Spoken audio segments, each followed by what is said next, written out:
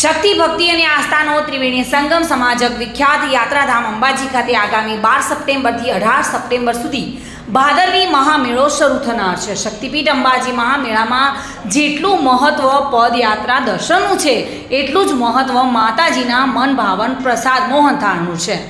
અંબાજી આવતા તમામ માઈ ભક્તો મોહનથાળનો પ્રસાદ અચૂક ઘરે લઈ જાય છે। દર વર્ષે મેળા દરમિયાન 30 થી 40 લાખ માઈ ભક્તો મેળામાં આવતા હોય છે। મેળામાં આવતા તમામ માઈ ભક્તોને મોહનથાળનો પ્રસાદ સરળતાથી મળી રહે તે માટે અંબાજી મંદિર ટ્રસ્ટ દ્વારા મોહનથાળ પ્રસાદ બનાવવા ટચસ્ટોન ફાઉન્ડેશન અમદાવાદને કોન્ટ્રાક્ટ આપવામાં આવ્યો છે। જિલ્લા પુરવઠા અધિકારીની અધ્યક્ષતામાં નવી કોલેજ ખાતે મોહનથાળ બનાવવામાં આવી રહ્યો છે અને આરાસુરી અંબાજી માતા દેવસ્થાન ટ્રસ્ટના ચેરમેન અને જિલ્લા કલેક્ટર મિહિર પટેલના માર્ગદર્શન હેઠળ અંબાજી મંદિર ટ્રસ્ટ પ્રસાદ સમિતિ દ્વારા અહીં મેળા દરમિયાન જરૂરિયાત મુજબ રોજે રોજ પ્રસાદ બનાવવામાં આવશે। 12 સપ્ટેમ્બરે મેળાનો પ્રારંભ થઈ રહ્યો છે, ત્યારે 11 સપ્ટેમ્બરના રોજ 90 થી 100 ગણા જેટલો મોહનથાળ પ્રસાદ બનાવવામાં આવ્યો હતો।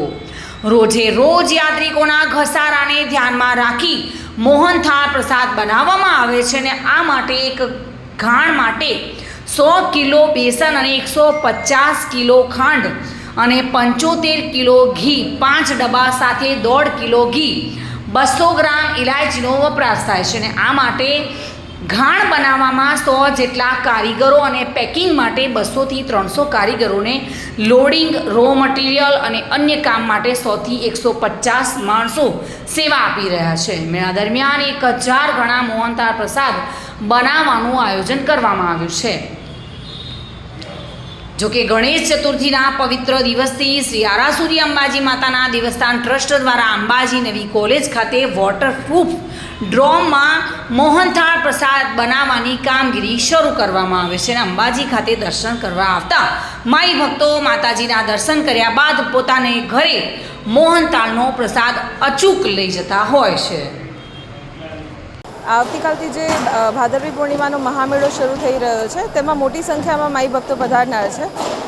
જેટલા પણ માઈ ભક્તો અહીંયા આવે છે એ મોટી સંખ્યામાં અહીંયાનો જે પ્રસાદ છે, માતાજીના આશીર્વાદ સમો પ્રસાદ જે મોહનથાળ આપણે બનાવીએ છીએ એ મોટી સંખ્યામાં લઈ જતા હોય છે। તો એના માટેની આપણે તૈયારીઓ અને શરૂઆત આપણે એનો શુભારંભ ગણેશ ચતુર્થીના દિવસથી જ કરી દીધેલો છે।